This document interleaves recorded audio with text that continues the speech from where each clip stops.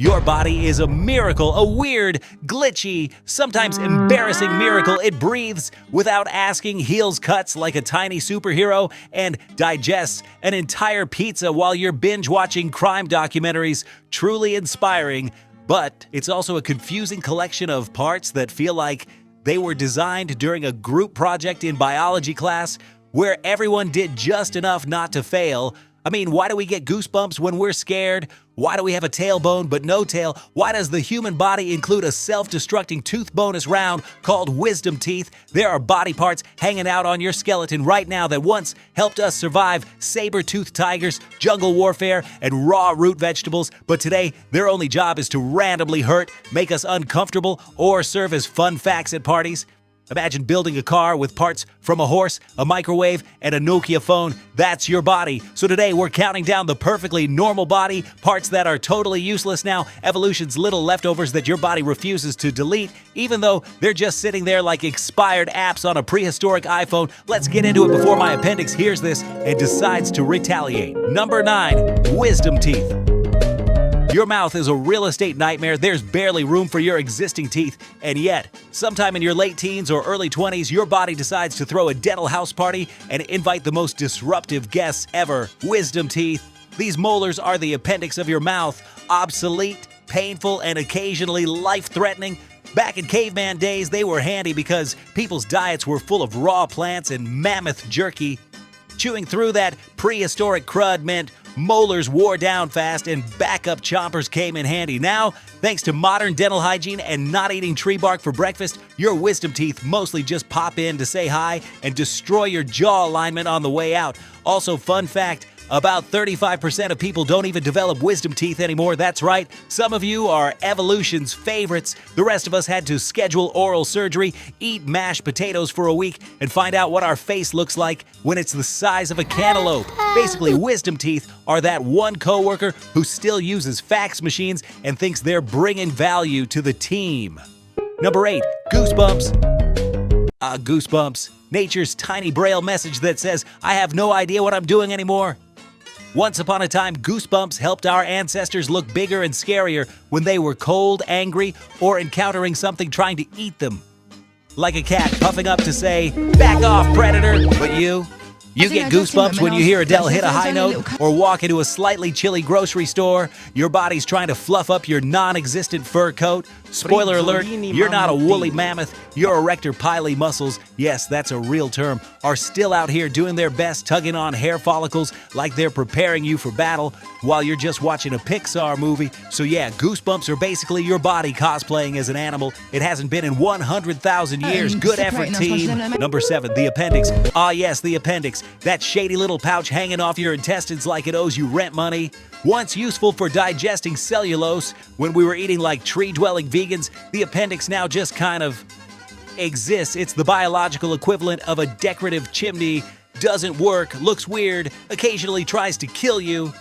About the only time you even notice your appendix is when it gets inflamed and suddenly your weekend plans are replaced with emergency surgery and morphine. Scientists now think it might do something with gut bacteria like a weird USB backup drive for probiotics, but considering how often it backfires, we're not giving it a gold star just yet. Basically, the appendix is that friend you keep around out of nostalgia, even though all they do is show up uninvited and ruin parties. Number 6, male nipples. Let's talk about the elephant on every dude's chest. What are these even doing here? Male nipples exist because biology is kind of lazy.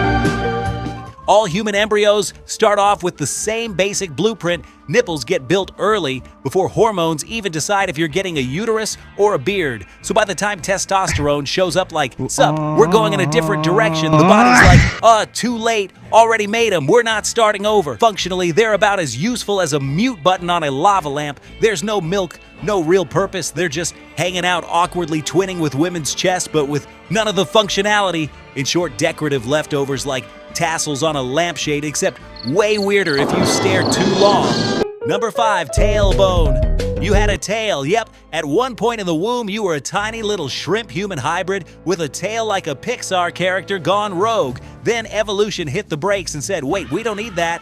So it reabsorbed most of it, leaving you with a bony stump, the coccyx or tailbone. Its job now, mostly to hurt like hell when you fall on it. Occasionally it helps you balance when you sit, but it's not doing anything critical. Mostly it's a permanent reminder that we were once swinging from trees and flinging bananas. And let's be honest, if you've ever bruised your tailbone, you know it's not just useless, it's vindictive.